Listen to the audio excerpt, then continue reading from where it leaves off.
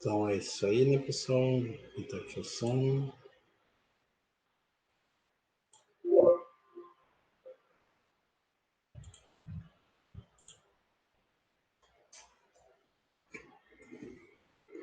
Esperar mais um pouquinho, aí a gente já começa, tá bom? Sexta-feira, né? Final de semana chegando, semana passou rápido, né? Cada vez mais passando rápido. Terminando setembro, começando outubro, já logo aí, mais 2 meses já terminamos o ano, né?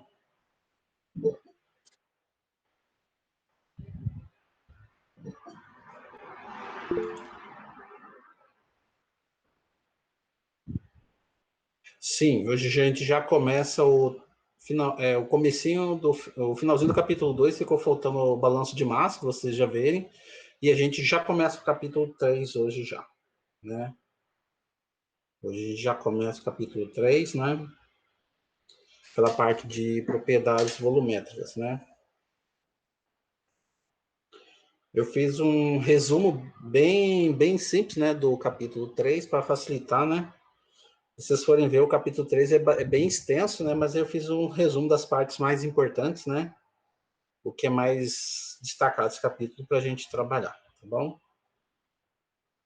Esperar mais um minuto, o pessoal vai entrando e a gente já começa, tá bom? Ok, tá? O material já está lá no AVA, né? Já coloquei o material para vocês, né? Vocês podem estar acompanhando também o capítulo 3 por lá, tá bom? Vamos então? Então já vai ser 1h30, né? A gente já vamos começar então, tá? Então, boa tarde, pessoal. Tudo bem com vocês? Tudo tranquilo, né? Então, hoje vamos continuar a nossa disciplina de termo 1, né? A gente já viu o capítulo 1, capítulo 2. Uma coisa interessante do finalzinho do capítulo 2, né? Que eu vou dar para vocês agora é a parte de balanço de massa, né? Porque juntamente com o balanço de energia, são os dois balanços que a gente mais trabalha em engenharia química, né? Principalmente quando a gente trabalha em indústria, né? Para saber o que está entrando e o que está saindo de um equipamento ou também de um processo industrial, tá? Então, hoje eu vou fazer uma pequena introdução dessa parte de balanço de massa. Vocês vão ver posterior com outros professores, né? Que já vão pegar mais o balanço de massa voltado para equipamentos e também para processos. Mas para fazer isso, vocês têm que ter pelo menos uma noção de como que funciona um balanço de massa, tá? Então, aqui vou estar demonstrando para vocês e nas outras disciplinas específicas do curso, os professores vão estar aprofundando mais. Então, até lá já vão ter uma noção, né, de como que é. Vamos começar a apresentação aqui, né? À medida que o pessoal for entrando, a gente já vai demonstrando, tá?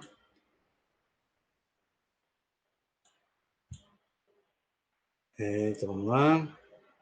Todos estão vendo? Tranquilo? Tá? Esse aqui também eu coloquei para vocês em anexo no AVA, certo? Com relação à parte de balanço de massa. Qualquer dúvida, vocês podem estar parando para perguntar para o pessoal. Então, vamos lá, pessoal. Então, o balanço de massa, também conhecido como balanço material, né?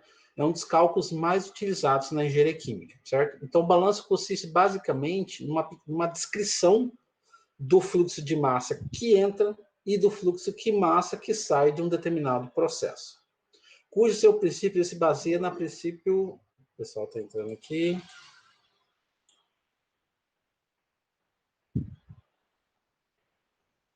Tá. Deixa eu achar aqui. Então, cujo princípio se baseia na lei da conservação de massa, certo? Que é expresso pela seguinte fórmula matemática: a somatória de tudo que entra é igual à somatória do que sai mais o que é gerado, né, o que é acúmulo ali no processo, tá? Então, esse daqui, pessoal, é um balanço de massa onde há um acúmulo de massa no interior do processo. Já quando a gente trabalha, pessoal, com processo contínuo e regime permanente, ou seja, tudo que entra é igual a tudo que sai, esse termo da equação matemática é igual a zero, porque tudo que entra é igual a tudo que sai, não vai ter formação de acúmulo no interior do processo. Então, o balanço de massa ele reduz a tudo que entra é igual praticamente a tudo que sai. Mas, afinal, como que a gente começa a resolver um balanço de massa simples?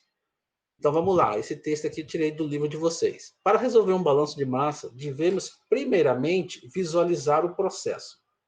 Entender o que está acontecendo no processo. E depois, esquematizá-lo na forma de um fluxograma simples. Pode parecer bobo, pessoal, mas o fato de você fazer um fluxograma simplificado facilita bastante para você entender o que está entrando, como está entrando no processo e também o que está saindo. Indicando, através de fluxograma disso, correntes, né? Tipo uma corrente que indicam o que está entrando, que proporção que está entrando e o que está saindo, certo? Depois, caso não seja fornecido alguma massa, porque dependendo de alguns exercícios, eles fornecem a massa, né? Mas caso não seja fornecida, pode ser determinada a sua porcentagem presente em um determinado composto, por exemplo, tantos por cento de um produto, certo? Então, adote-se uma base de cálculo adequada, né, para se obter essas porcentagens que estão faltando. Lembrando, pessoal, que para fazer o cálculo do balanço, devemos estabelecer um sistema de equações. Então, por exemplo, se tem 5 equações, necessariamente teria que ter o quê? 5 incógnitas, certo? Então, sempre o número correto, assim, para você fazer o balanço. Primeiramente, pessoal, a gente tem que fazer um balanço de massa total, né? Onde o princípio da lei da conservação da massa ele é aplicado para todo o sistema como um todo. E depois você vai fazer o balanço de massa parcial, que é voltado para cada um dos componentes presentes. Se tem 5 componentes, você vai ter que fazer um balanço para cada um desses 5 componentes presentes no sistema, certo?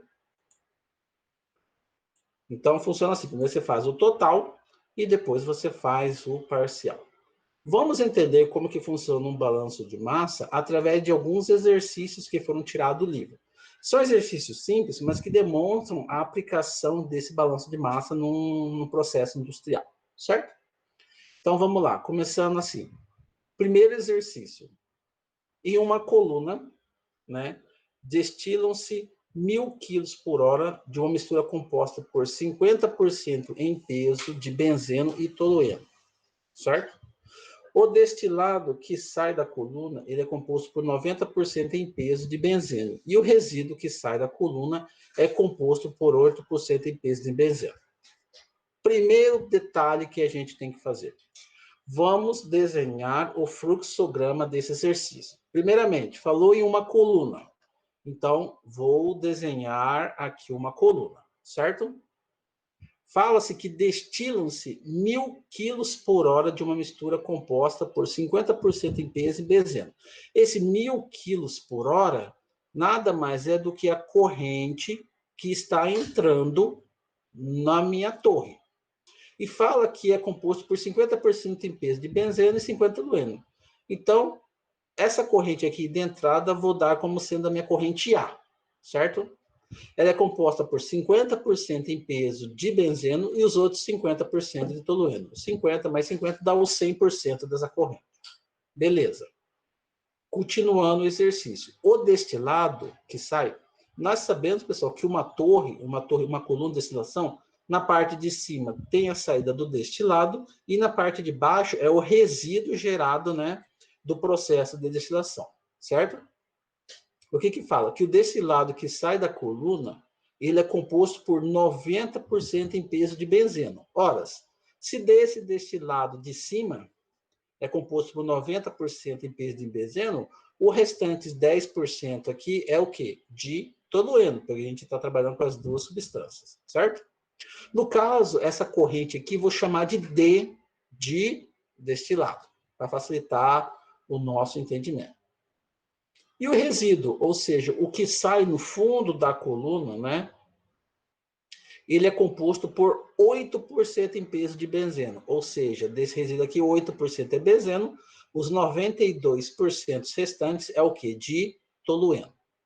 Para numerar essa corrente aqui, eu vou dar como sendo R de resíduo. E A aqui como de alimentação. Alimentação, destilado, resíduo. O exercício quer saber a primeira coisa. qual é a massa de destilado e a massa do resíduo, ou seja, quantos que está saindo nessa corrente e quanto que está saindo nessa corrente. Outra pergunta, ele quer saber a porcentagem de recuperação de benzeno no destilado. Ele quer saber quanto de benzeno que está saindo aqui. Para a gente saber a quantidade de benzeno que tem aqui, a gente tem que determinar primeiro o valor dessa corrente D. Aí depois de determinar a corrente D, a gente tira o quê? 90% D, porque 90% é de benzeno. A gente vai saber quanto está saindo no destilado. Certo? Como que eu começo a fazer o exercício? A gente viu lá. Primeiro caso, fazemos o balanço de massa total, ou seja, do meu sistema. Então, vamos lá, balanço de massa total. O que está entrando na minha coluna? O A, então corrente A. A é igual. O que está saindo dessa corrente aqui? Está saindo D mais a corrente R. Então, A é igual a D mais R. Tem algum valor numérico que foi dado no exercício? Tem. Qual é?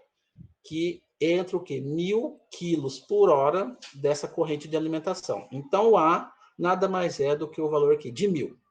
1.000 é igual ao que? A D mais R, certo? Aí, no caso, você poderia tanto isolar o R quanto isolar o D. Vamos isolar o R aqui. Então, R é igual a 1.000 menos D. Essa aqui é a primeira equação nossa. Beleza? Depois que a gente faz isso, a gente parte para o balanço de massa o quê? Parcial, que é dado em função de cada um dos componentes presentes na destilação. Aqui no caso, aqui na destilação. Quais são os componentes que a gente tem aqui, pessoal? Nós temos o benzeno e o tolueno. Então, nós temos que fazer um balanço de massa para o benzeno e um balanço de massa para o tolueno. Vamos lá. Quantos que está entrando aqui de benzeno, pessoal? Está entrando o quê? 50%, né, de A. Então, 0,5 de A. Está entrando mais um benzeno aqui na alimentação? Não. Então, essa aqui fica aqui para o lado esquerdo da equação. Igual. Na onde que está saindo o benzeno aqui? Está saindo no destilado e está saindo o quê? No resíduo. Quantos por cento está saindo desse lado? 90% dessa corrente. Então, 0,9 de D. Mais 8% dessa corrente aqui. Então, 0,08 o quê? De R. Certo? Então, essa aqui é a nossa segunda equação. Tem algum valor numérico que a gente pode substituir? Tem. Tem o valor de A. Quanto que vale o A? 1.000. Então, 0,5 de 1.000 é igual a 0,9 D mais 0,08 de R. Então, aqui, 0,5 de 1.000 é os nossos 500. 500 é igual a 0,9 D mais 0,08. Ou seja, tenho mais uma equação aqui. Equação em função o quê? Do benzeno. Do mesmo modo que eu fiz para o benzeno, galera, eu também faço para o tolueno. O que de tolueno está entrando aqui? Está entrando o quê? 0,5 dessa corrente. Então, 0,5 de A. Está entrando mais um tolueno aqui? Não. Então, esse aqui é o termo que esquerdo da minha equação. O que está saindo aqui? Está saindo tolueno aqui em cima. Qual que é na proporção de quantos? 10%. Então, 0,1 de D. Certo? 0,1 de D. Mais, e onde que está saindo? Aqui, quantos por cento? 0,92 o quê? De R. Do mesmo modo que eu fiz o benzeno, eu faço para o tolueno. Quantos que vale o A que a gente já sabe? 1.000. Então, 0,5 de 1.000 é igual a 0,1 de D mais 0,92. Então, 0,5 vezes 1.000, 500, mais 0,1 de D mais 0,92. Ou seja, terceira equação. Certo? Aí, o que você pode fazer? Você pode resolver infinitas vezes. Por exemplo, você pode, no caso que ele fez, substituir essa equação aqui do R na equação 2. Ah, professor, eu não quero substituir na equação 2. Posso substituir na equação 3, não tem problema nenhum. Ah, professor, eu não quero isolar o R, eu quero isolar o D. Então, resolvo o D e substituo na equação 2. Ah, não quero substituir na equação 2, substituo na equação 3. Então, são 4 modos de você fazer a resolução. O resultado tem que dar o mesmo. Nesse caso, ele substituiu essa primeira aqui na segunda, né? Substituindo aqui, ele vai ter todos os valores, ele vai determinar o quê? O valor o quê? De D, não é? 0,5, aí 0,9 de D, mais 0,08 e substituir por esse daqui, 1000 menos o D. E isolando aqui, resolvendo a equação, eu tenho que o valor de D, que é dessa corrente aqui do destilado, é de 512,2 quilos por hora.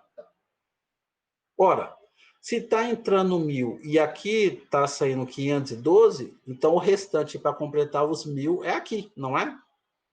Então, o que simplesmente eu pego? Eu pego os 1000 menos os 512 que foi dado aqui, o restante é o que sai no resíduo, que é de o quê? De 487,8 quilos por hora. E realmente tem que ser, pessoal, porque aqui nós estamos adotando o quê? Um sistema contínuo. Tudo que entra é igual a tudo que sai. Se o exercício não falou nada, que não ficou nada no equipamento, então nós estamos trabalhando com o regime o quê? Nós estamos trabalhando o quê? Com o regime o quê? Contínuo, e o processo é contínuo e opera o quê? Em regime permanente, certo?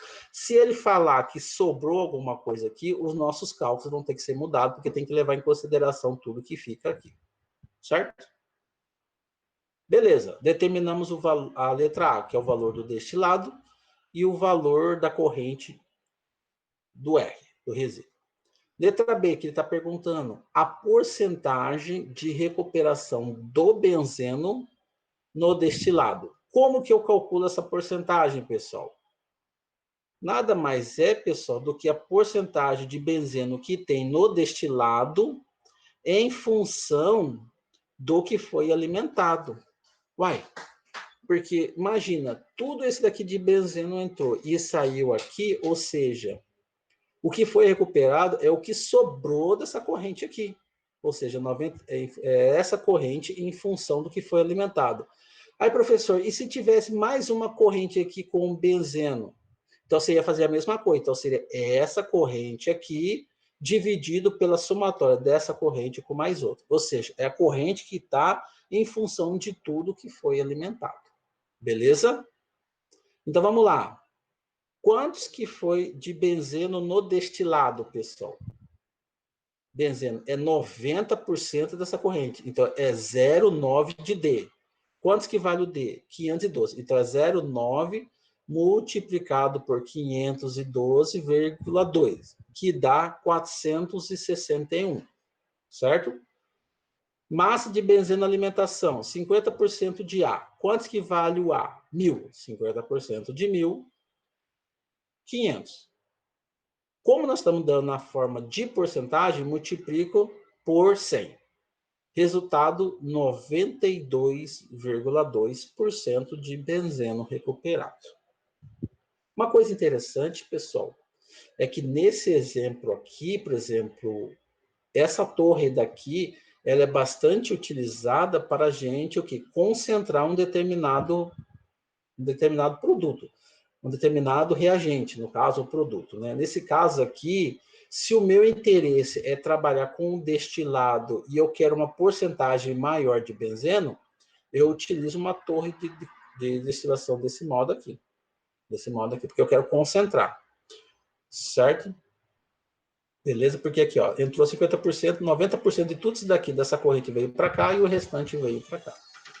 Então, nesse caso, ela serve, essa torre de coluna serve o quê? Para concentrar, né, um determinado produto de meu interesse. No caso, o produto do meu interesse aqui que a gente está trabalhando é o benzeno.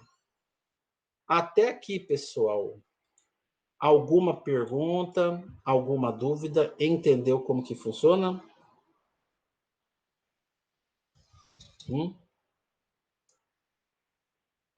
Entendido, Felipe, pessoal? Certo? Você vê que é um exemplo bem simples, né? Entendido, né? Tranquilo, né? Ótimo. Então, agora vamos complicar um pouquinho mais o nosso exercício, né? Vamos ver certo? É porque aqui ficou fácil, porque só tem uma corrente entrando e duas saindo, né? Aqui já o exercício já complica um pouquinho mais. Em vez de ser uma corrente só, São duas correntes entrando, né? Então, vamos lá. Segundo exercício, pessoal. Em uma coluna de extração, certo? Como o próprio nome fala, a gente vai ter que extrair um determinado produto do nosso interesse. Nós temos uma solução aquosa contendo 37% em peso de composto A, certo? O qual foi extraído com 45 gramas de xilol.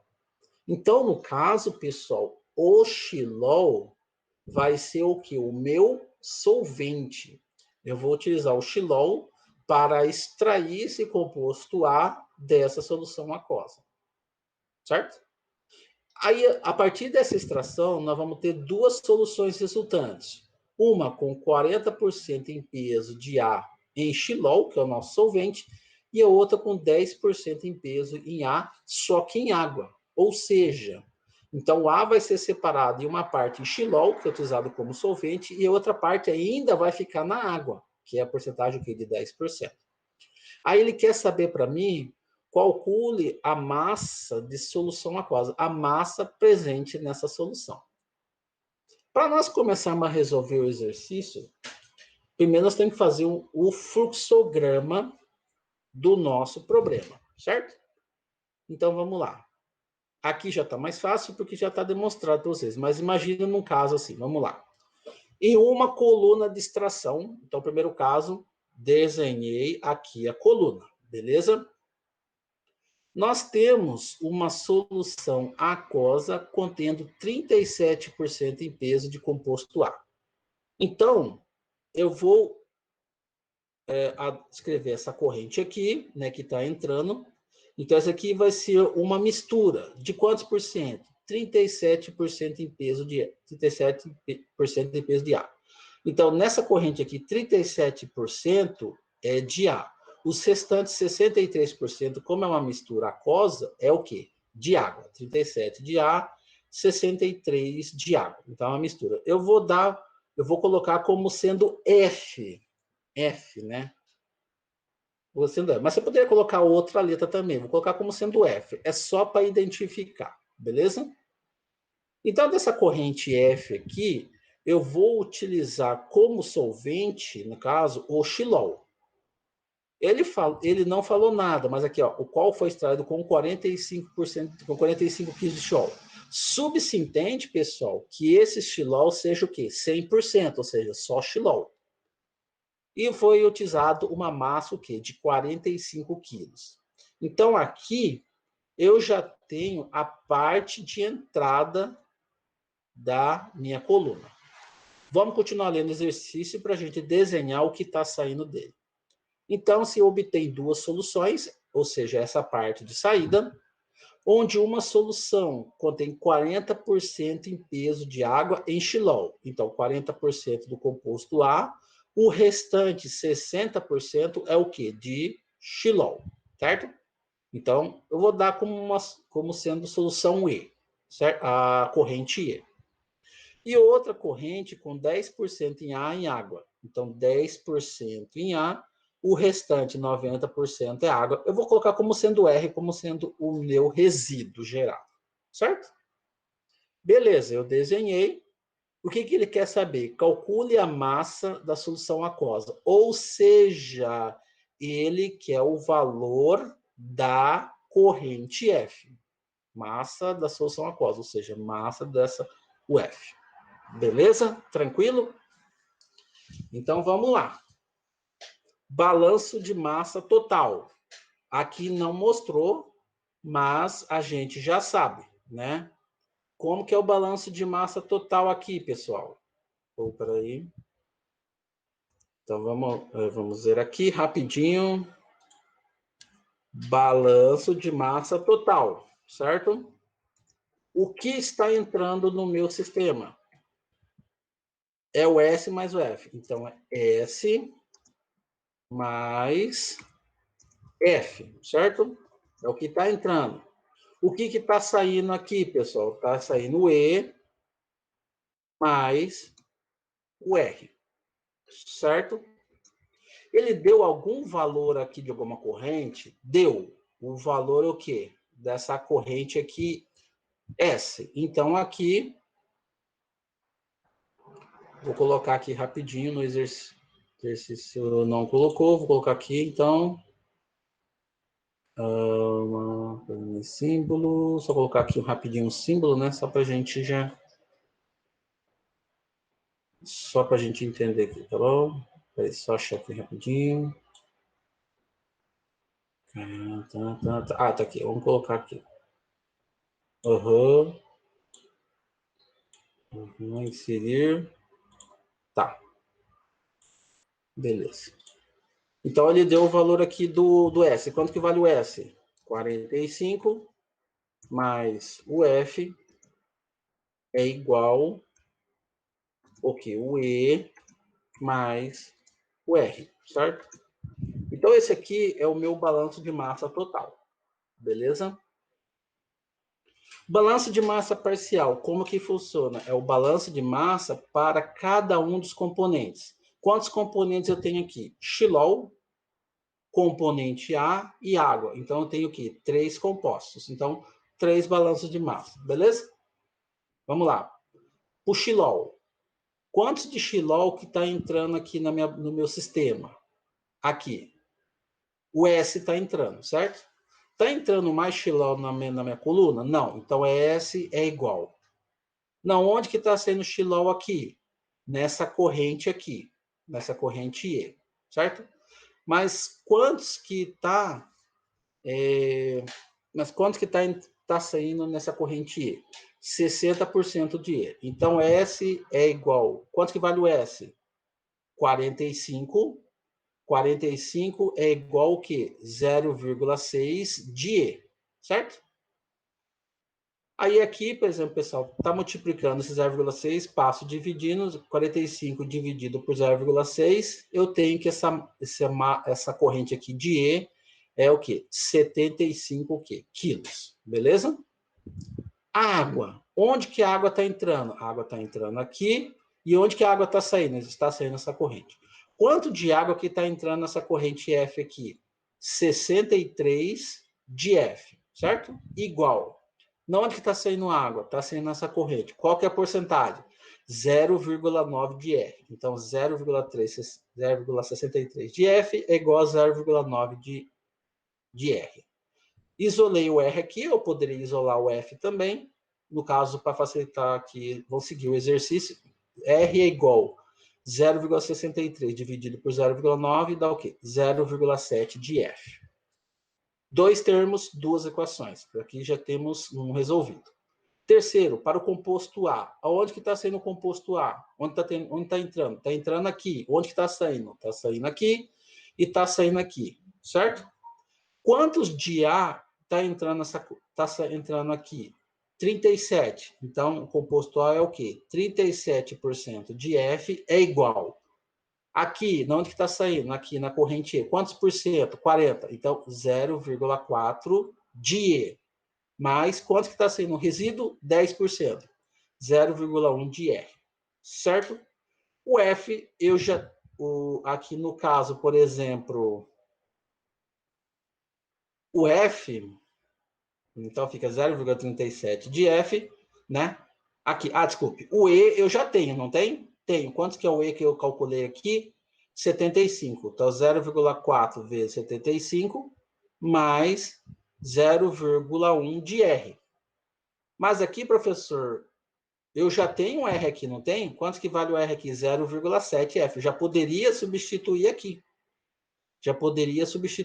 Ou então faz como exercício. Ele pegou essa equação 1 e substituiu aqui na equação 2. E você vai determinar o quê? O valor o quê? Do F. Substituindo aqui, isolando, você acha que o F aqui equivale o quê? A 100. Certo? Então, pessoal, se aqui está entrando 45 e aqui está entrando 100, 100 mais 45, 145. Aqui no F, no E, está saindo quanto? 75. Então, consequentemente, quanto que vale o R aqui? 70. 70 com mais 75, 145. 45 com mais 100, 145. 145 que entra, 145 que sai, fechou o meu balanço, certo?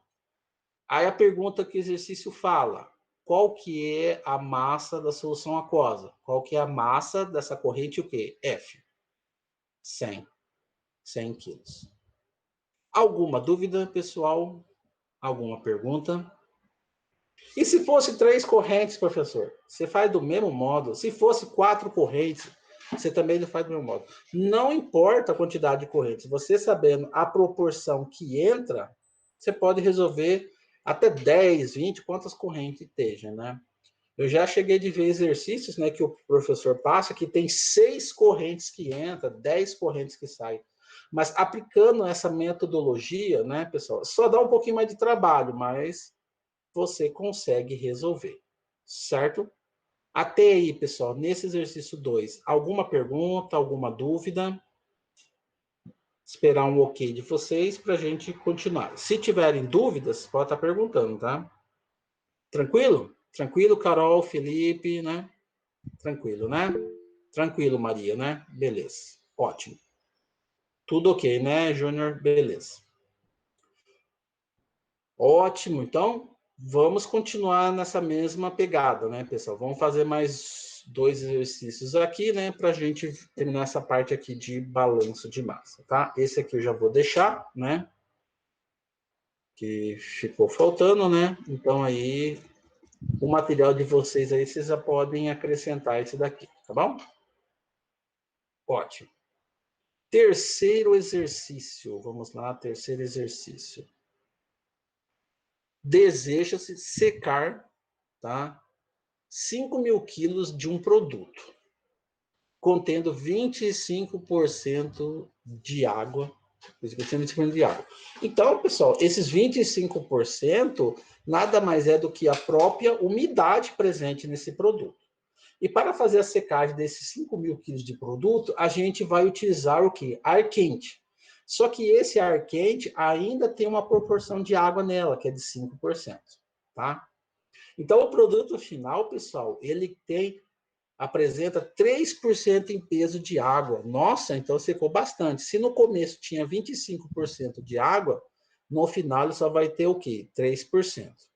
E o ar sai o quê? Com uma grande quantidade de água, né? Porque essa água vai ter que ir para algum lugar. Uma parte dela vai ser evaporada, uma parte vai ficar no produto.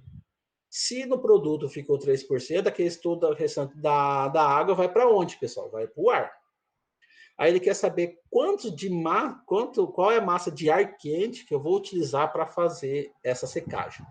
Então, aí é um típico problema de secagem, né? Que é uma etapa, que é uma operação unitária que a engenharia química trabalha bastante. Como do mesmo modo dos outros exercícios, vamos fazer o fluxograma para facilitar. Ótimo. Então, eu utilizo uma torre de secagem, certo? Desenhada aqui. Ah lá, 5.000 quilos de um produto contendo 25% de água.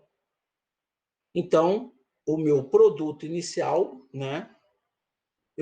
Ele tem uma corrente o quê? De 5.000 quilos, eu vou dar como sendo uma corrente B, tá? Desses 5.000 quilos aqui, 25% é o quê? De água. O restante, 75%, é do produto do meu interesse, certo? Então, eu já desenhei a primeira corrente do meu exercício. Então, ele utiliza o quê para secar esse produto? Um ar quente contendo 5% de água. Então, eu vou utilizar um ar quente contendo 5% de água. Então, o restante, 95%, é o quê? De ar. Então, eu vou dar como sendo a corrente A de ar. A, ar. Beleza?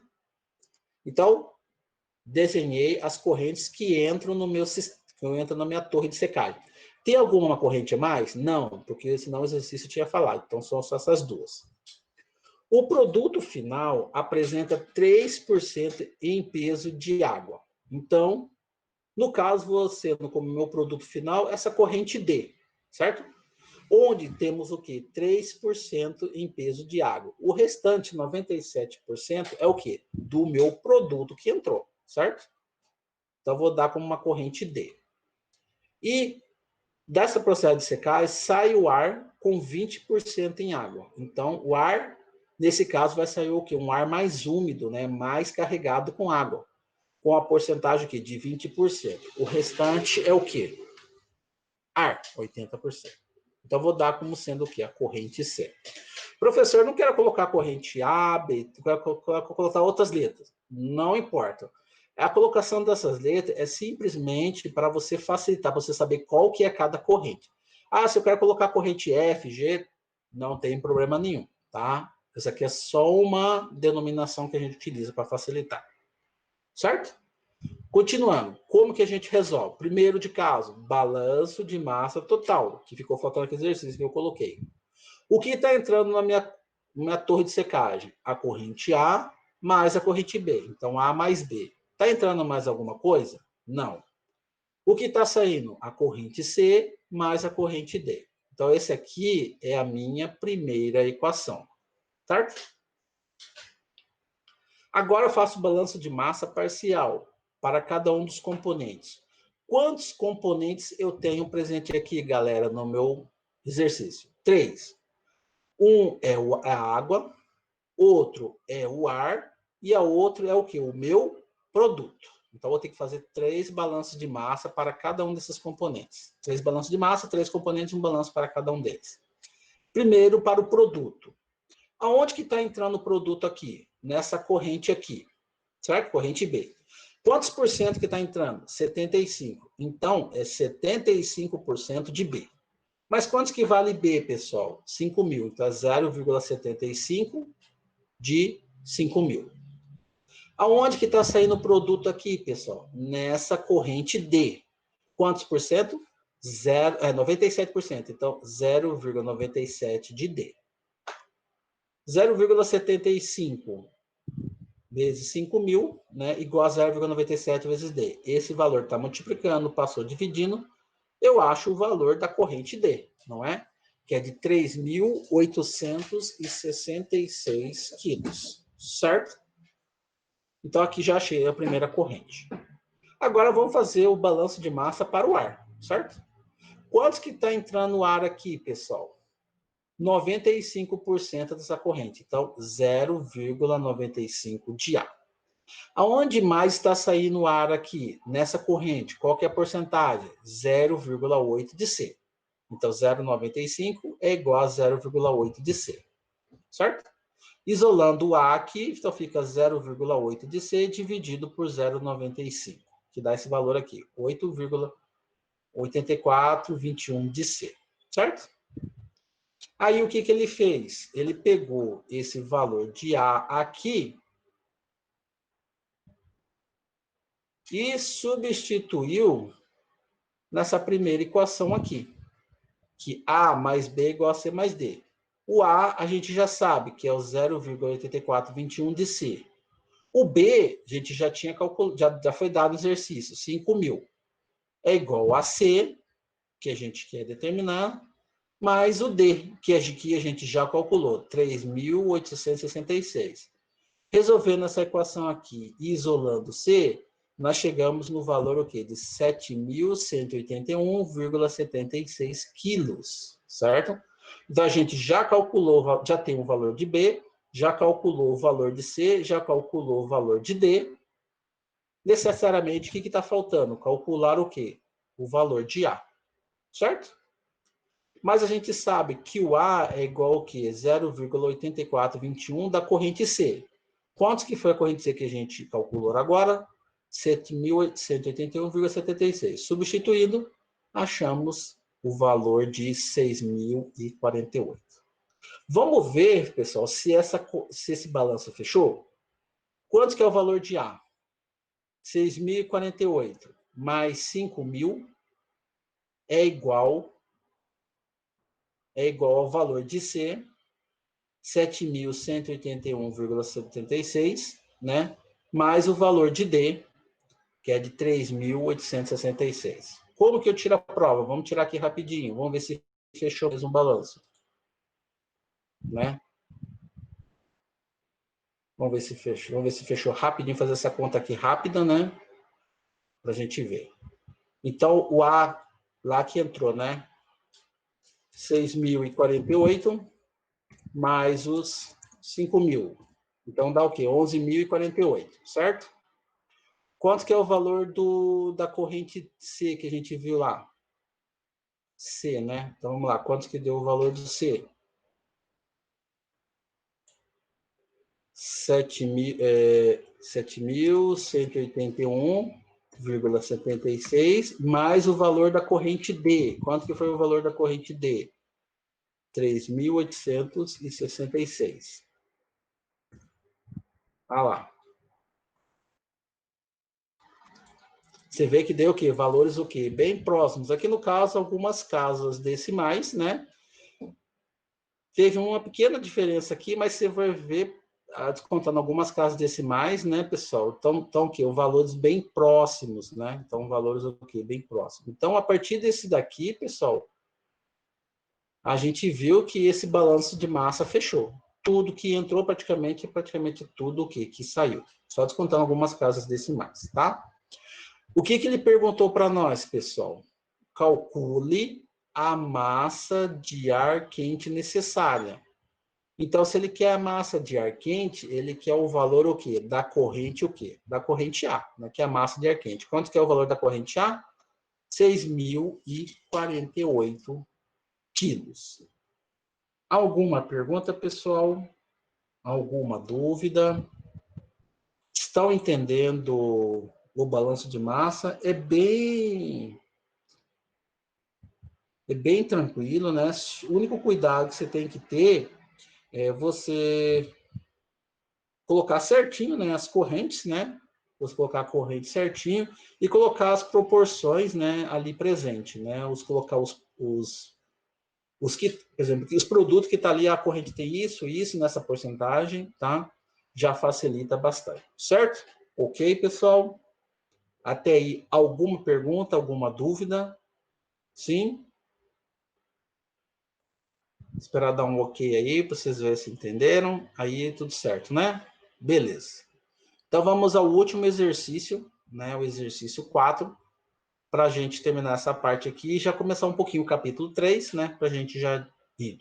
Beleza? Então, vamos lá. Exercício 4, também tirado do livro de vocês. Então, para recuperar piridina, pessoal, de uma mistura gasosa de 1.000 quilos, tá? A 25% em peso de piridinas, utilizou-se o clorobenzeno puro. Então, o clorobenzeno puro aqui, no caso, pessoal, é o nosso solvente, certo? Utilizou-se puro. Obtendo nessa coluna de absorção uma solução de clorobenzeno com 30% em peso de piridina, tá? E também uma mistura gasosa, né? Com 1% em peso de piridina. Então, nesse caso, pessoal, o clorobenzeno, uma parte dessa piridina vai sair no clorobenzeno e se outra parte vai sair nessa corrente gasosa aí, certo? Aí ele quer perguntar para nós a porcentagem de piridina que é recuperada. No caso, subentende que seja o quê? No processo, tá? Do mesmo modo, pessoal, como que a gente começa a resolver o exercício?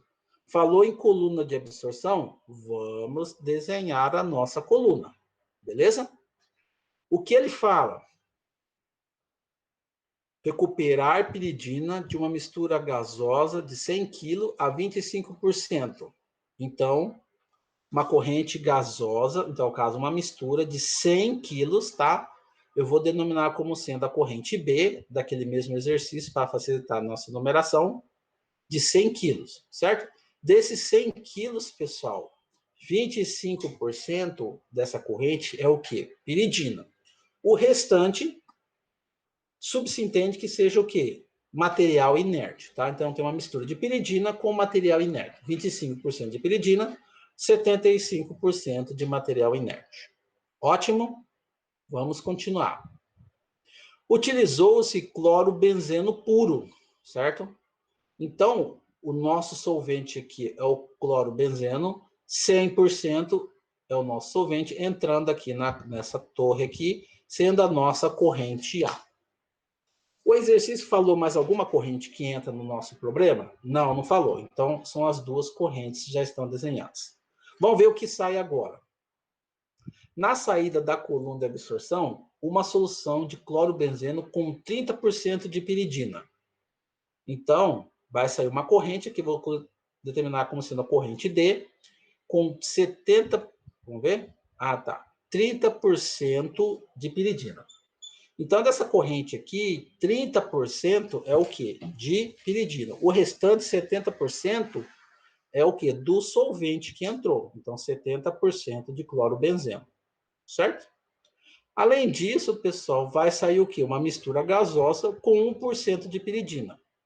Então, eu vou determinar como sendo a corrente C, onde 1% dela é o quê? Piridina. O restante, 99%, é o quê? De material inerte que estava nessa mistura aqui.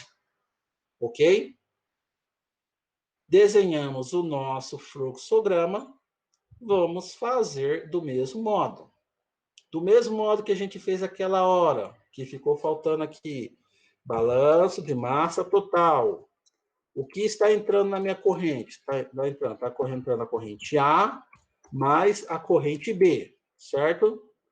O que está saindo lá? Está saindo a corrente C mais a corrente D, certo? Tem algum valor, pessoal? Tem algum valor de alguma corrente que foi dado aqui? Tem. Não tem? Qual o valor da corrente que eu tenho? O valor do quê? Da corrente B. Então, aqui eu tenho A mais 100, né? Igual ao quê? C mais D. Então, eu fiz o balanço de massa total. Ótimo? Vamos fazer agora o balanço de massa parcial. Quantos produtos eu tenho aqui? 1, clorobenzeno. Piridina, 2. Material inerte, 3. Então, tem que fazer um balanço para esses 3 componentes aqui. Certo? Vamos começar a fazer o balanço de massa inerte, para a gente seguir o exercício aqui.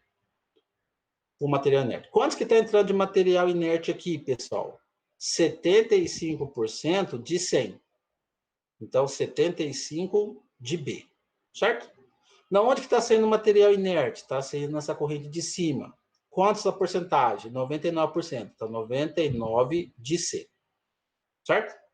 O B ele já deu, que é 100. Então, 0,75 de 100 é o quê? 75. Dividido por 0,99 vai dar essa massa aqui de C, que é de 75,76. Opa! Já determinei a massa dessa corrente aqui. Só com esse balanço aqui. O cloro, benzeno. Na onde que está entrando o cloro, benzeno? Aqui. Quantos por cento? 100% dessa corrente aqui. Então, se é 100%, é a própria corrente A. Beleza? E quantos que não está sendo cloro? Está sendo nessa corrente aqui. Qual que é a porcentagem? 70%. Então, 0,7 de D. Beleza? Piridina. Aonde que está entrando piridina? Nessa corrente. E onde está saindo? Nessa mais essa. Então, vamos lá. Piridina. Quantos que está entrando aqui, pessoal? 25% dessa corrente. Então, é 0,25 de 100. No caso, essa corrente B. 0,25 de 100, 25. Certo? Igual. Quantos por cento aqui? 1%. 0,01 dessa corrente C, não é? Mais 30% dessa corrente D, 0,3 de D, certo? 0,25 de 100 é 25. 0,01 de C, mas quanto que é o valor de C que a gente já calculou aqui? 75,76. Mais 0,3 de D, a gente acha o valor dessa corrente D aqui, que é de 80,88. Vamos ver se fechou o balanço, pessoal? Só ficou faltando o quê? O balanço da massa A. O A é 0,7 de D. Quanto que vale o D? 80,87. Então, 0,7 de 80,8, que tem que dar o que deu o quê? 56,56. Vamos ver se fechou o balanço mesmo, pessoal? Tudo que entra igual a tudo que sai, fazendo aqui a conta rapidinha. Fazendo a conta aqui rapidinha. Quanto que está entrando de A? Quantos que está entrando de A aqui? Vamos achar o valor do A aqui. Quantos que está entrando de A? 56,56 mais 100, não é? Dá 156,56. Vamos ver quanto que está saindo de C lá em cima, que a gente já viu, já calculou aqui. 75,76 mais a corrente D. Quanto que vale a corrente D que a gente calculou? 80,8. Ah lá. Bateu perfeitamente. Ah lá, bateu perfeitamente. Tudo que está entrando praticamente é o quê? Tudo que está o quê? Saindo. Então, fazendo essa pequena continha de tudo que entra igual a tudo que sai, fechou o meu balanço. Ótimo, maravilhoso. Agora eu vou responder o que o exercício pediu. O que o exercício pediu, pessoal? Calcule a porcentagem de peridina o quê? Recuperada. Mas como que eu faço essa porcentagem de peridina recuperada? Certo? Onde que a peridina, pessoal, onde que a peridina está sendo produzida, está sendo recuperada? Está no material inerte e está o quê? Desculpe. Onde que a peridina está sendo recuperada aqui, pessoal? Aqui, não é? 30% dessa corrente, certo? Então, vamos calcular. Para determinar a porcentagem de peridina recuperada, nada mais é do que a massa de peridina recuperada em função do que foi o quê? Alimentado, certo? Quanto de... o que foi aqui? Quanto de peridina recuperada aqui? 70% de D. Quanto que vale o D? 80,8. Então... Peraí. Não, desculpem. Quanto por cento de peridina foi recuperada aqui? Desculpe, 30%. Então, é 0,3 de D. Quanto que vale o D? 80,8. Então, 0,3 de D, 80,8, 24,24. E quanto de massa de peridina que foi fornecida aqui? 25% dessa corrente. Então, o quê? 0,25 de 100, 25. O que foi recuperado? 24,24 dividido por 25. Como é forma de porcentagem, multiplico por 100, não é? Dando uma porcentagem o quê? De 96,96%. Certo? Aí eu respondo o meu exercício. Dicas, pessoal. Dicas para a gente resolver o balanço de massa. Primeiro caso. Primeiro detalhe. Quando você for ler o exercício, monte o fluxograma, indicando o que está entrando e o que está saindo. Segunda dica, coloque as porcentagens dos componentes de cada uma dessas correntes. Aqui no caso, 50% de um, 50% do outro nessa corrente, 90% de um, 10% do outro nessa corrente. 8% de um, 92% desse componente nessa corrente. Depois que você fez isso, pessoal, faça primeiramente o balanço de massa total, adotando como todo o sistema como todo. Tudo que entra é igual a tudo que sai. E depois, por último, você faça o balanço em cada um desses componentes presentes.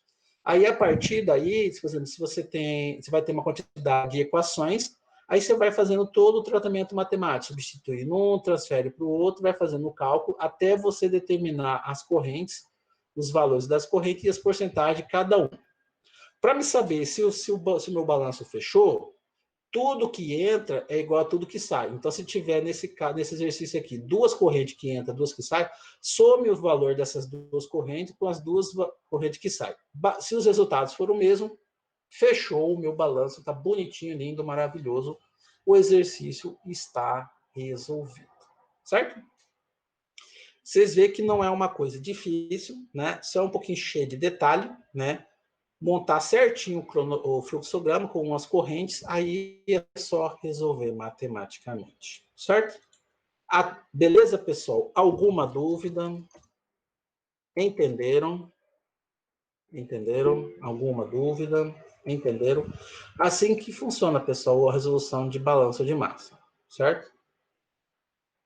Aí, dependendo do exercício, tem mais correntes, né? Aí vocês vão fazendo, né? Em função desse daí, certo? Ótimo. Tudo certo, né, Carol, Maria, beleza, né? Tranquilo, né? Então, com isso daqui, pessoal, nós fechamos, né? Nós fechamos o nosso capítulo 2, certo? Hoje, então, agora a gente começa o capítulo 3, tá? Eu acho que não vai dar tempo de terminar o capítulo 3, porque ele é um pouquinho longo, né? Mas aí, se ficar faltando, na semana que vem a gente termina ele bem rapidinho, certo? Então vamos lá, capítulo 3, propriedades volumétricas de fluidos puros. As quantidades de calor e trabalho necessárias para realizar processos industriais, pessoal, são conhecidos a partir de propriedades termodinâmicas. Quais são essas propriedades? A energia interna e a entalpia. Para fluidos, pessoal, no caso o fluido, ele pode ser um líquido ou um gás. O conceito fluido não se aplica a sólido, por quê? Porque no fato do sólido, o arranjo das moléculas está assim, uma molécula próxima da outra, certo?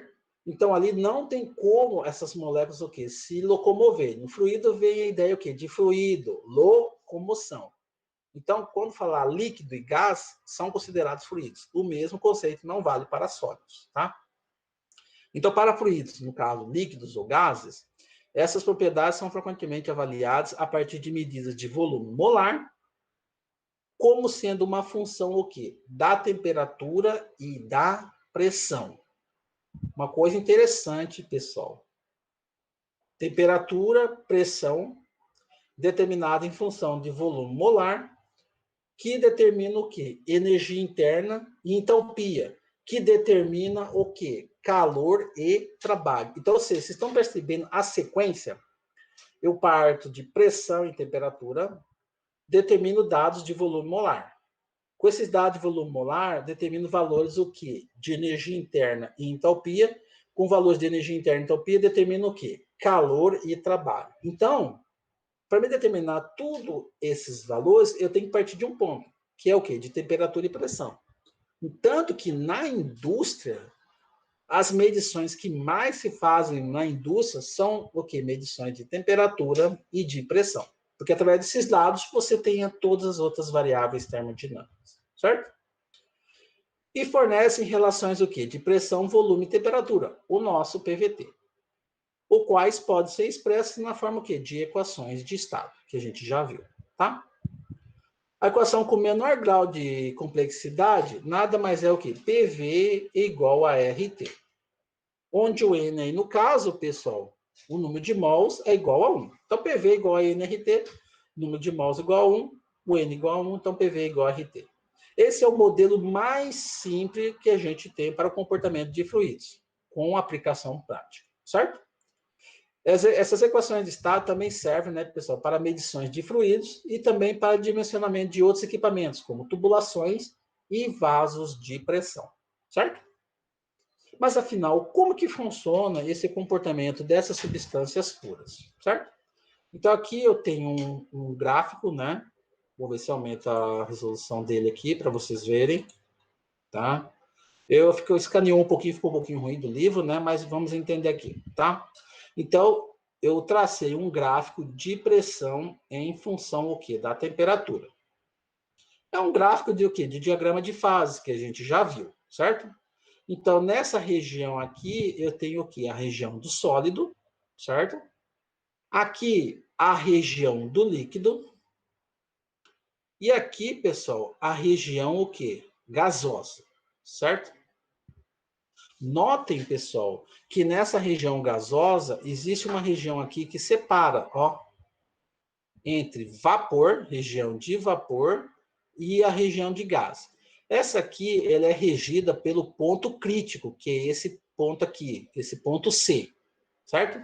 E ele faz uma pequena divisão, pessoal, entre a região do líquido e a região do vapor, que é conhecido como região o quê? De fluido, que a gente vai entender aqui como que funciona, tá?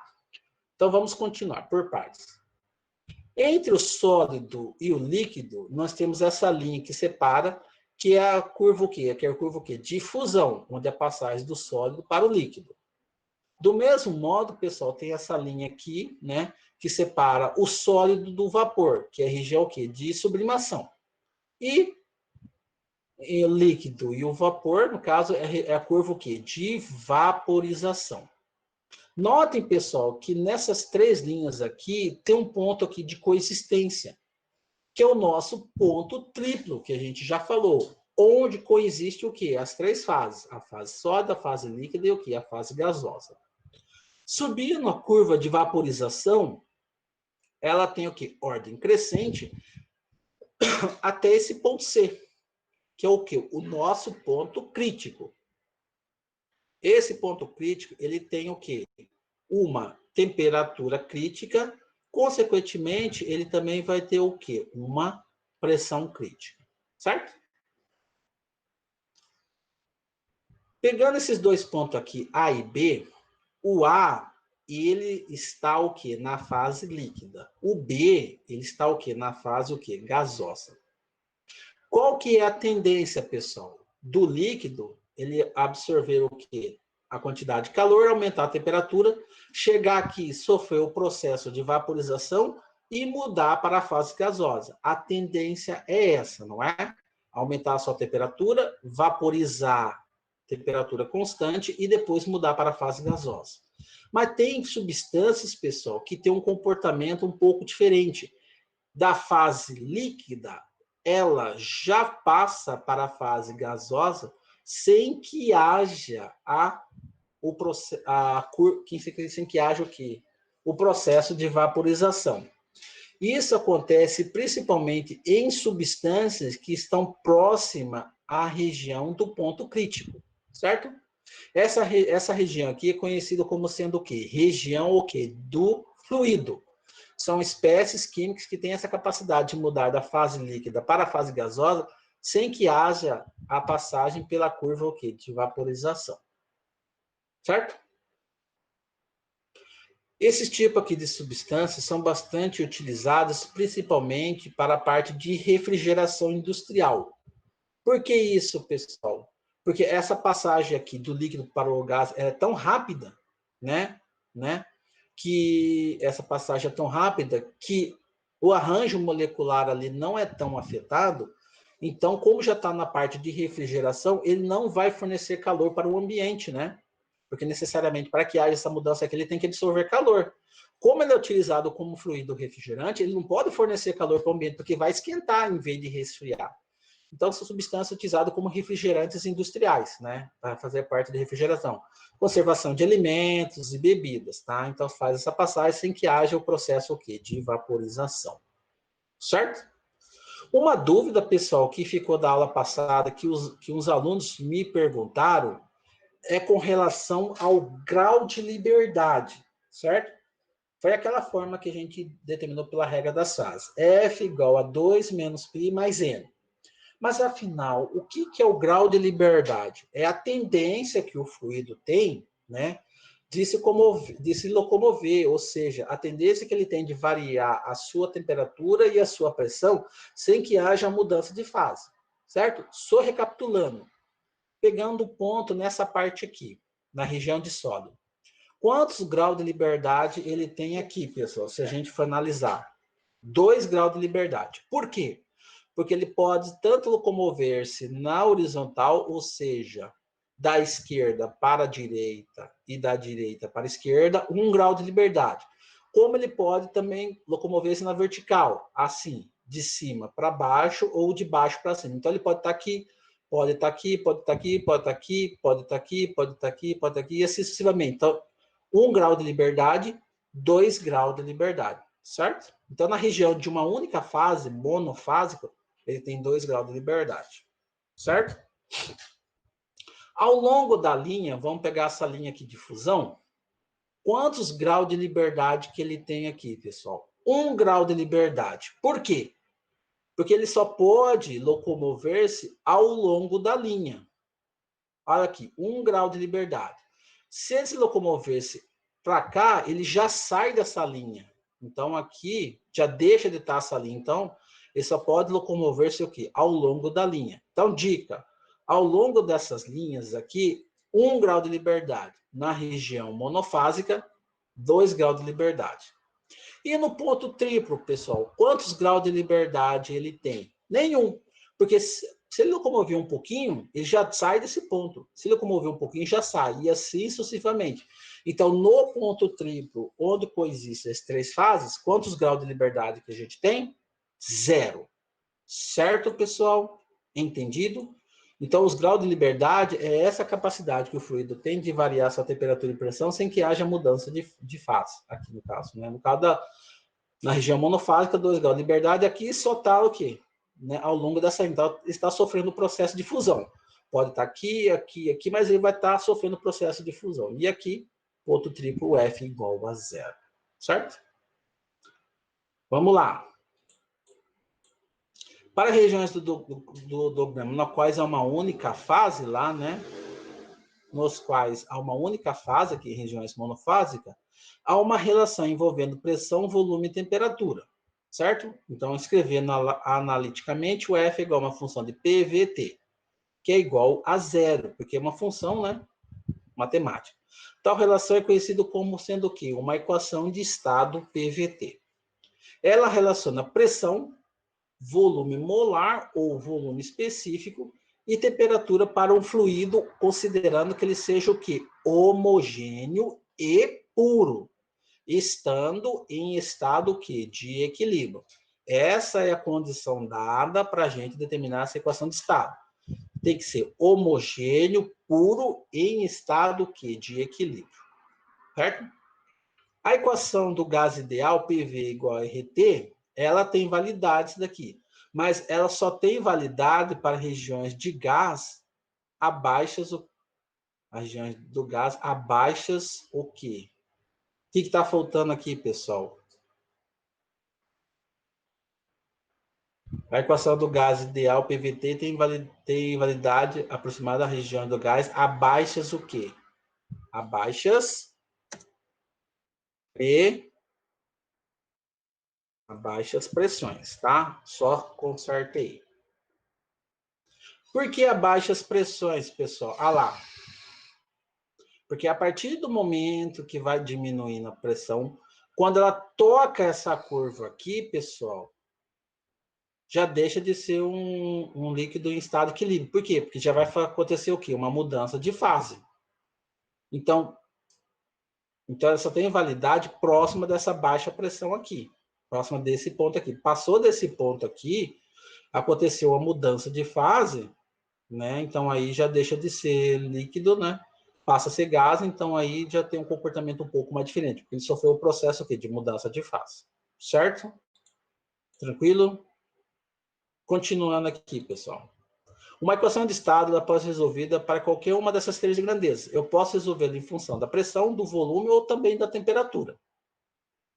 Como sendo que uma função das outras duas. Então, eu vou determinar uma equação em função de P e T, vou determinar uma equação de V em função de P e T, ou então uma equação de T em função de P e V. Certo? Vamos pegar um exemplo, considerando o volume como sendo uma função de temperatura e pressão. Certo? Peguei um exemplo. Então, o volume é uma função o quê? De temperatura e pressão. Como que fica? dV, porque é a minha variável que eu estou considerando.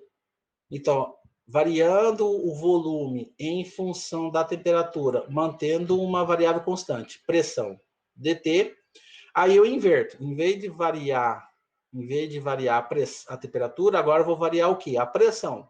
E a temperatura vai ser constante. Mais variação do volume em função da pressão, mantendo a temperatura constante dp. Essas derivadas parciais, pessoal, nessa equação matemática aqui, elas possuem um significado físico bem conhecido. Estão relacionadas a duas propriedades presentes nessa tabela desses fluidos. Certo?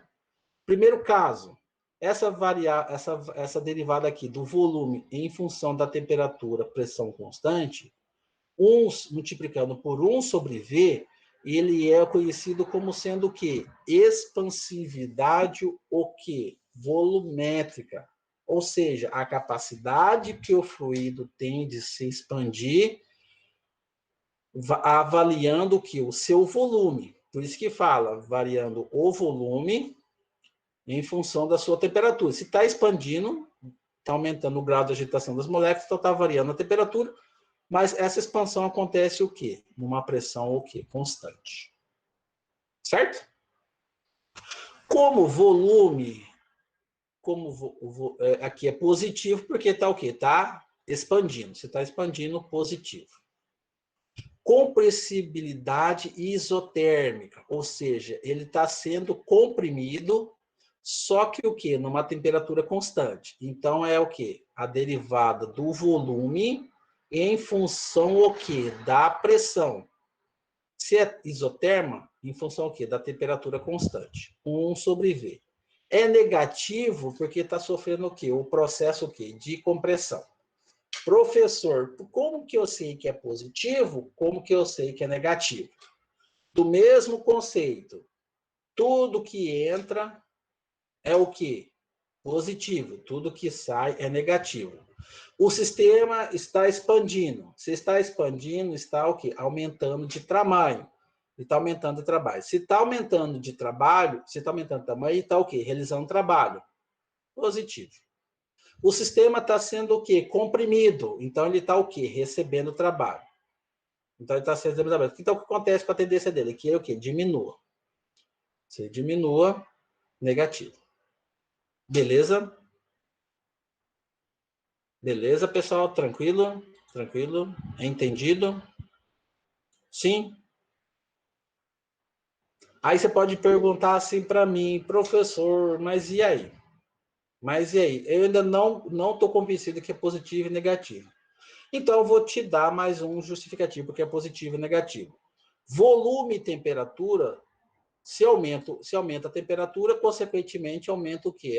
O volume. Então, são grandezas o quê? Diretamente proporcionais. Positivo.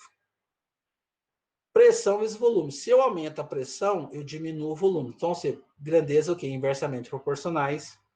Negativo. Então, são dois modos que eu justifico, que um é positivo e o outro aqui é negativo. Ok? Beleza? Ok, pessoal? Então, vamos lá. Aí, o que ele fez? Ele combinou essas três equações, equação 1, equação 2 e equação 3, substituiu aqui, chegou nessa equação aqui, 3,4, não é? Como que ele sabe? Porque aqui está dividindo tudo por V, eu passei o V para cá, né? Então, na realidade, o que ele fez? Ele dividiu tudo por V. Dividiu por V, V com V aqui, quarta, quarta, V com V aqui, quarta, quarta. Então, ficou o quê? Beta dt menos o K dp. Certo? Como aqui a gente está trabalhando com variação, ou seja, variação de volume, variação de temperatura, variação de pressão, então eu tenho uma condição inicial e uma condição final. Então, eu tenho um volume 1, vai para o volume 2, T1 vai para T2 e P1 vai para P2. Então, o que acontece, pessoal? Você integra. 1 sobre V, dV, é o quê? Ln. Então, Ln do volume 2 sobre o volume 1. Beta, integral de dt é o próprio T. Então, T2 menos T1. E dP de P2 menos P1. Então, a equação fica essa 3,5. Certo? Nossa, já vai ser 3 horas. Tá passando rápido, né? Vamos lá. Exercício 3,1. Vamos resolver esse exercício aqui, galera. Tá? Já está resolvido. Escaneei do livro. Vamos lá. Para acetona líquida. Aí, mulherada, para que você utiliza acetona? Para você remover o esmalte, não é? Não é verdade? Então, para acetona líquida a 20 graus Celsius, ou seja, uma temperatura de 20 em um bar, eu dei que o beta, que é o nosso expansividade volumétrica, é esse valor aqui. 1, deixa eu aumentar aqui o zoom, certo? Para a gente entender. Aí, melhorou, né? Vamos ver aqui. Então, o nosso beta aqui é 1,487 vezes 10 a menos 3 graus Celsius a menos 1. E o valor do K, que é a compressividade isotérmica, é 62 vezes 10 a menos 6 bar. Notem, pessoal, que esse valor de beta aqui, ele é em função o quê? Da temperatura, não é? Porque, olha lá, está em função da temperatura. E o valor da compressividade é em função o quê? Da pressão. Por isso que fala graus Celsius e bar, certo? E foi dado que o volume aqui é de 1,237 centímetros cúbicos por grama, certo? Calcule para mim o valor calcule o valor. A derivada da pressão em função da temperatura, mantendo o V constante, a 20 graus Celsius em 1 bar. E qual que é a pressão gerada pelo aquecimento a volume constante de 20 graus Celsius em 1 bar até uma temperatura de 30 graus Celsius, tá? E a variação no volume, né, de 20 graus Celsius em 1 bar e de 0 graus até 10 bar, certo?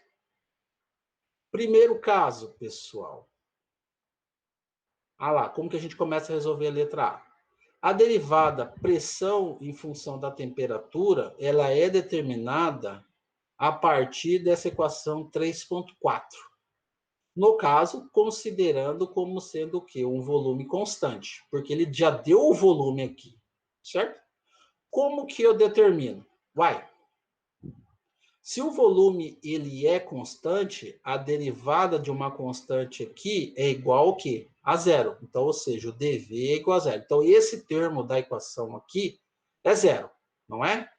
Então, a equação fica assim, beta dt menos o k dp, tudo isso aqui é igual a zero, considerando como sendo o quê? Volume constante. Aí, o que ele faz? Eu passo esse membro para cá, então fica beta dt igual a k dp, certo? Esse termo aqui, tipo dt, ele está multiplicando, passa dividindo, então fica dp sobre dt, certo? Tudo isso aqui é a volume constante, como a gente falou. O que ficou resultado aqui? Ficou o beta que está aqui, esse termo foi para cá. O K está multiplicando, passo ele o quê? Dividindo, então fica beta sobre K. O valor do beta já foi dado, o valor do K foi dado. Então, você divide um pelo outro, você vai ter esse valor aqui de 24 bar por grau Celsius. Beleza, matei o exercício A, a letra A. Letra B. A pressão gerada pelo aquecimento a volume constante, de 20 até 30. Como que eu começo a resolver, pessoal? Então, se eu começo a resolver, eu quero saber a pressão, eu tenho que saber quantos que é a pressão no começo, né? Eu tenho que saber, desculpe, qual que é a pressão gerada no final. Eu já tenho a pressão no começo, que é de 1 bar, não é? Da onde que eu tiro aqui para me resolver aqui, pessoal? Dessa mesmo exercício aqui, ó. Variação da pressão em função da temperatura é igual a B sobre K, beta sobre K. Esse termo, ele está o quê? Dividindo. Passo aqui o quê? Multiplicando. Então, a variação de pressão é igual a beta sobre K multiplicado por dt, não é? O beta sobre o K eu já tenho, que é o quê? 24. Quantos que é a variação aqui de temperatura aqui? Quantos que é a variação de temperatura aqui, pessoal? Ele vai de 20 até 30. Então, eu tenho o quê? 10 graus Celsius, 10 graus Celsius de diferença. Então, 24 vezes 10 dá o quê? 240 bar. Presta atenção, bar dividido por centímetros cúbicos. Bar dividido por grau Celsius. Multiplicado por grau Celsius com grau Celsius corta. Eu tenho que essa variação de pressão aqui é 240. Se a variação de pressão é 240 e ele partiu de 1, para dar essa diferença, quanto que tem que ser a pressão final? 241. Menos o 1, 240, que é a variação total de pressão. Marreu a letra B. Letra C. A variação no volume, certo? Para uma variação de 20 graus Celsius em 1 bar, e ele vai até 0 e 10. Vamos lá. Para onde que a gente parte, pessoal? Onde a gente parte? Eu já tenho pressão inicial, tenho pressão final, não tenho? Eu tenho pressão inicial, tenho pressão final. Eu tenho temperatura inicial, tenho temperatura final. Então, esse aqui eu tenho, esse aqui eu tenho, esse aqui eu tenho, o beta tem, esse aqui eu tenho. O que falta calcular? O volume. Então, vamos partir dessa equação 3.5, que é a equação lá. Então, Ln de V2 sobre V1 é igual ao beta, que é 1,487 vezes 10 a menos 3, vezes o que, pessoal? O ΔT. Quanto que vale o ΔT aqui, pessoal? Final menos inicial. 0 menos 20, 0 menos 20, menos 20. Certo? Menos o K. Quanto que vale o K? 62 vezes 10 a menos 6. Multiplicado por ΔP. Ele vai variar de onde a onde? Vai variar de 1 a 10. Então, final menos inicial. 10 menos 1, 9. Resolvendo tudo isso daqui, vai dar o quê? Menos 0,0303, certo? E aí, pessoal, então ficou ln de V2 sobre V1 sobre esse daqui. Como que eu tiro o ln aqui, pessoal? Eu o quê? Exponencio. Então, exponencial de ln é o próprio V2 sobre V1. O exponencial desse valor aqui, menos 0,0303, é esse valor aqui, certo? Mas e aí? Eu tenho os volumes. Foi dado mais algum dado do exercício? Foi. O quê? Que a 20 graus Celsius em um bar, que é essa condição inicial aqui, o volume é o quê? De 1,287. Então, esse aqui é o quê, pessoal? É o próprio volume inicial. Então, 0,9702 desse volume de 1,287. Quantos que dá? 1,249. Certo? O que ele quer? Variação do volume. Então, volume final menos volume inicial. Quanto que é o volume final? 1,249. Quanto que é o volume inicial que foi dado? 1,287. Um menos o outro, a variação vai ser o quê? Negativa. E realmente a variação vai ser negativa, não é, pessoal? Por quê? Porque o fluido ele vai ser o quê? Comprimido, porque ele vai de 1 para 10. Se você aumenta a pressão, necessariamente o volume tem que o quê? Diminuir. Então a sua variação vai ser o quê? Negativa. Certo, pessoal? Alguma pergunta? Alguma dúvida? Estão entendendo? Ok? Tudo certinho? Tudo certinho? Estão entendendo bem? Sim? Tudo certo, né? Então, vamos lá. Como já vai ser 3 horas, né? Ok, né? Beleza, vamos lá. Hoje, então, eu vou começar a falar essa parte de equação do virial. Vou explicar um pouquinho para vocês. E aí, nas outras aulas, aí eu já entro, na aula de texto, eu já entro nessa parte de gás ideal, certo? Porque aí já vou pegar toda essa parte de gás ideal, ver processo reversível e a gente já vê, tá? Então, por hoje, né, a gente já deu bastante conteúdo, resolveu o exercício, fez balanço de massa, começamos o capítulo 3, tá?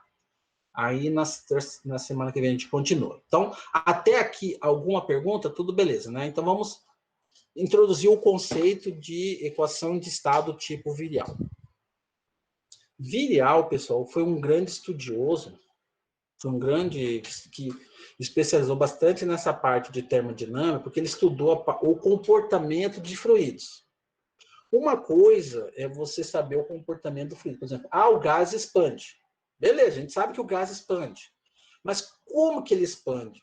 Como que eu represento essa expansão desse gás? Certo? Então, o Virial, ele teve uma sacada.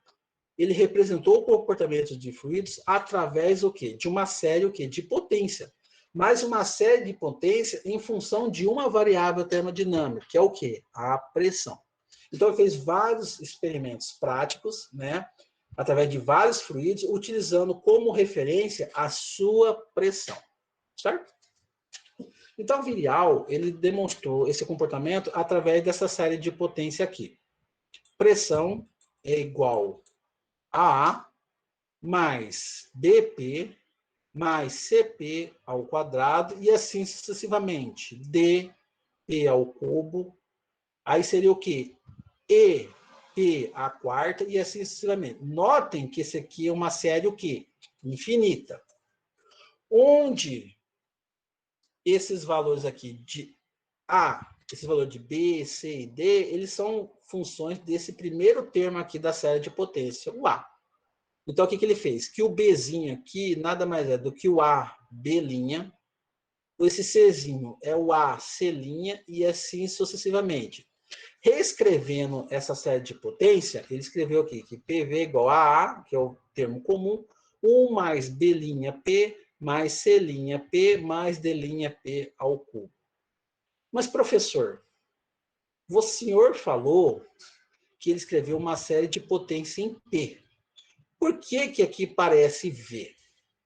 Pensem comigo. PV é igual a nRT.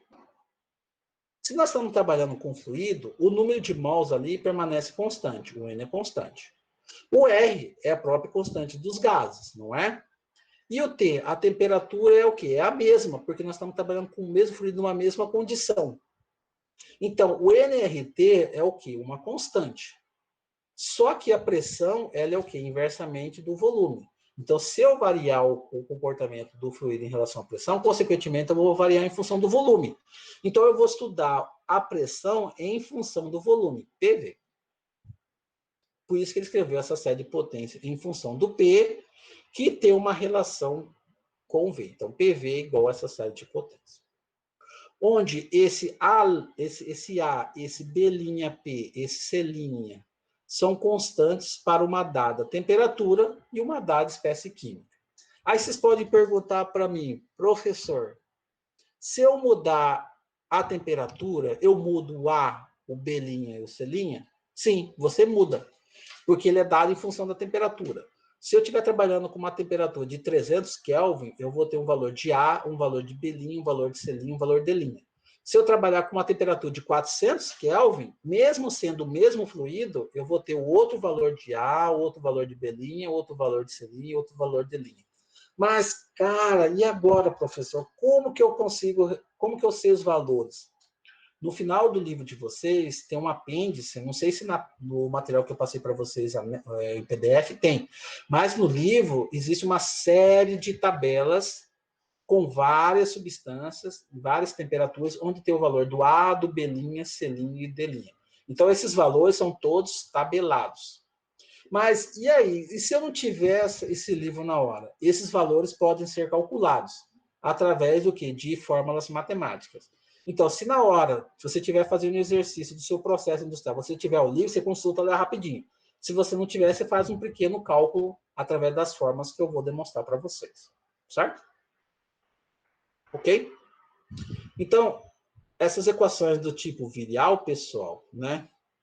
Elas podem ser representadas de duas formas. A primeira forma que eu representei é a forma de uma série de potência, né? Como está demonstrado. A outra forma é determinada por essa equação aqui. Z é igual a PV sobre RT. Professor, onde que surgiu esse Z? Pensem comigo. A tendência de um... Qual que é a tendência do comportamento de determinado fluido? A tendência é que ele o quê? Que ele expanda ou ele contraia, não é? Se ele expandir, a pressão sobre ele tem que o quê? Diminuir, não é? Se a pressão diminui sobre ele, ele expande. Agora, se ele sofre um processo de compressão, qual que é a tendência dele? O quê? Reduzir, contrair. Então, o fato de expandir e contrair está relacionado com a pressão, ou seja, o seu fator o quê? De compressibilidade, que matematicamente falando para nós é esse Zzinho que aparece na fórmula aqui, certo? Mas aí você pode perguntar, professor, esse daí não parece a equação do PV igual a nRT? Realmente parece. PV, olha lá, qual que seria a equação? nRT. No caso, a gente está trabalhando com o número de mols igual a 1, porque é uma espécie química, certo? Então, PV é igual a quê? ZRT, considerando o número de mols igual a 1. Isolando Z, ficaria o quê? PV sobre RT. Ok? Do mesmo modo aqui, pessoal, eu também posso expandir esse Z também na forma de uma série de potência. Não posso? Se os dois, olha lá, se PV também tem uma relação direta, eu também posso escrever esse daqui também em função dessa série de potência. Não posso? Posso. Como que eu posso? U mais B'P mais C'P ao quadrado mais D'P ao cubo. Opa, onde que eu obtive aqui, ó? Aqui, ó. Não é? Então, isso daqui nada mais é como que fosse o quê, pessoal? Ah lá, o PV já aparece aqui, não aparece? O PV já aparece aqui, olha lá. E esse aqui, o RT. O A aqui, olha lá, o A é igual ao que? É o RT, não é? Um RT. Então, aqui eu substituo aqui, eu tenho essa série de potência aqui. Como eu falei para vocês, eu posso escrever em função da pressão, mas também eu posso escrever em função do volume, não posso? Como que eu posso escrever em função do volume? O Z, ele tem, por exemplo, se aumenta o fator de compressibilidade, aumenta a pressão, certo? Então, o Z ele tem uma relação direta com a pressão. Então, Z é em função de P. Só que a partir do momento que o Z aumenta, por exemplo, e aumenta a pressão sobre o sistema, a tendência é que diminua o quê? O volume. Então, o Z e o V são o quê? Inversamente proporcionais. E como que eu escrevo essa inversibilidade? B sobre V, C sobre V' e D sobre V ao cubo. Entenderam? Então, eu posso reescrever na forma de pressão, na fórmula de volume. Essas duas equações aqui são chamadas do tipo virial, né? E esse B', C' e D' são o quê? São o quê? São os coeficientes do tipo virial, certo? Aí o que ele fez? Né? Faz-se todo um tratamento matemático, né? Onde substitui, né? Um do outro, substitui equações, que aqui não vale a gente ficar demonstrando, porque é muita parte de cálculo, né? Senão aí a gente perde muito tempo, mas no final o que nos interessa? Saber como que a gente calcula esse valor de B', C' e D', que são os nossos coeficientes do virial. Então, fazendo todo o tratamento matemático, se vocês quiserem perguntar para o professor de cálculo de vocês, ele pode até explicar, onde o B' ele é determinado como sendo o valor B sobre RT, o C' é esse valor aqui, C menos B', C menos B ao quadrado sobre RT ao quadrado, e o D é igual a D menos 3BC mais 2B ao cubo, RT ao cubo. Certo? Então, a gente determina, né, através do seguinte modo. Aí você pode perguntar para mim, professor, como que eu calculo? Vamos lá. Vamos supor que eu preciso determinar o fator de compressibilidade de determinado fluido, certo? Então, vamos lá. Como que eu determino? Se ele der valores de pressão, volume e temperatura, beleza, jogo na forma, já jogo direto. Mas e aí, se ele não der, por exemplo, ele só der valores o quê? De pressão, certo? Aí eu determino através aqui, através dessa fórmula aqui. Então, B', C' e D'. Aí eu tenho que, aí o valor de B, onde que eu determino o valor de B? Ele pode ser tabelado também, você pode deixar na tabela, o C também pode ser achado. Então, esse aqui é tabelado, esse aqui é tabelado também, você pode achar também. Aí você joga aqui, o R você já sabe, então, consequentemente, ele já vai ter que dar uma temperatura, que você vai trabalhar numa faixa de temperatura, substitui, acha o B', substitui, acha o C', substitui, acha o D', você já tem a pressão, substitui aqui, resolve, você acha o fator de compressibilidade. Ah, mas ele não deu, professor, o valor aqui de pressão, ele deu o valor de volume. Então, eu utilizo essa fórmula aqui, certo? Então, ele vai ter que dar a temperatura, substitui, você já acha o B aqui. Substitui, você já acha o C. Substitui, você acha o D. Ele vai ter que já dar o volume. Substitui aqui, você já acha o Z. Então, são infinitas formas que a gente tem. Se ele não der um, se ele der um, eu aplico uma determinada forma. Se ele não der outro, aplico outra forma. Certo? Agora, se já der todos os dados, você joga nessa forma, você acha o Z. Então, para a gente ver, então existe uma forma, duas formas, três formas de calcular o fator de compressibilidade. O fator de compressibilidade, pessoal, é para a gente determinar o comportamento do fluido. Se a gente faz esses cálculos, a gente sabe se ele vai contrair. Para a gente encerrar a aula de hoje, pessoal, para a gente encerrar a aula de hoje, eu sempre falo qual que é a aplicação prática de tudo que a gente está vendo. Certo? Alguém saberia me dizer uma aplicação prática do cálculo do fator de compressibilidade? Aonde que a gente aplica esse fator de compressibilidade na indústria? Alguém saberia me dizer? Para a gente encerrar a aula de hoje.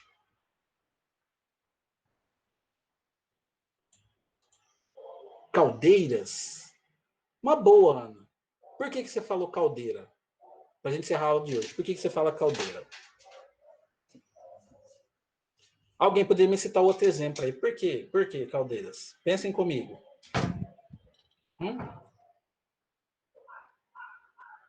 Para a gente encerrar a aula de hoje aí, galera.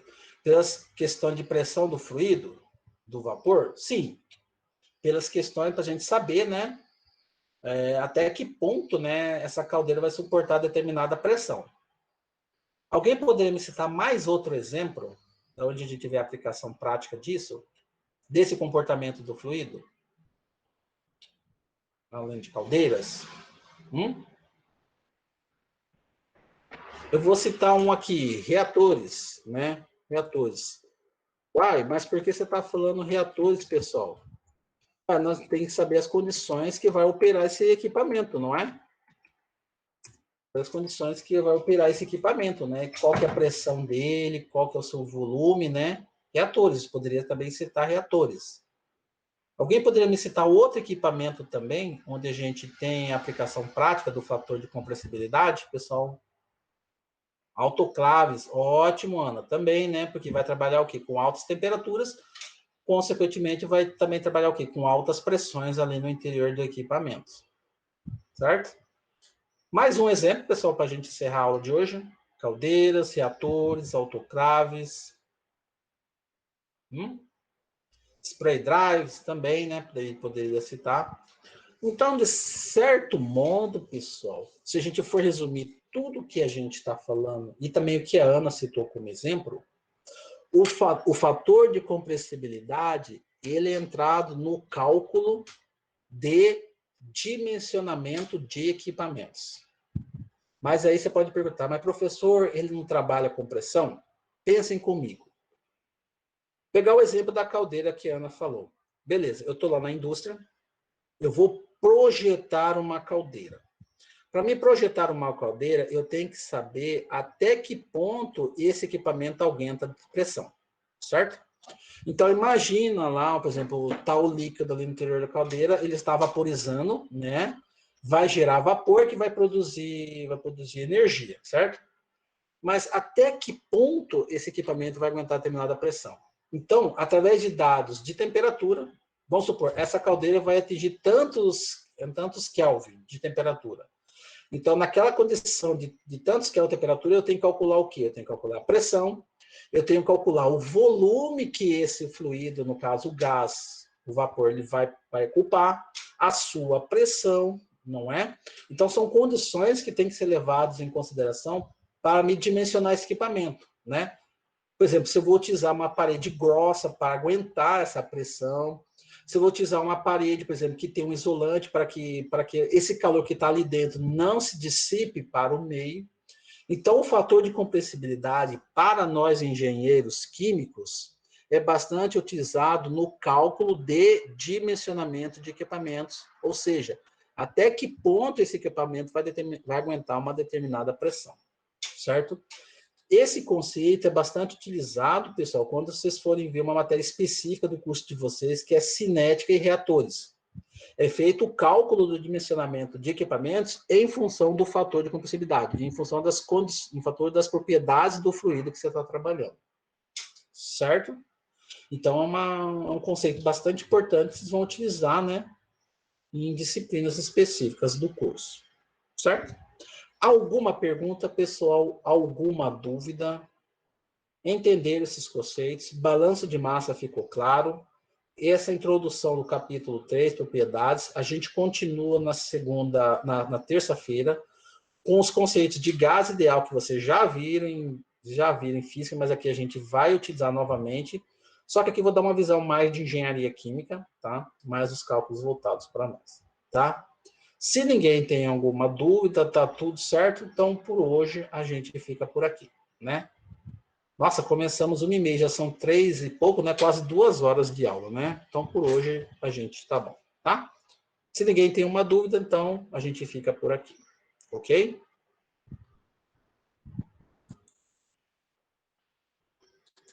Fechar aqui.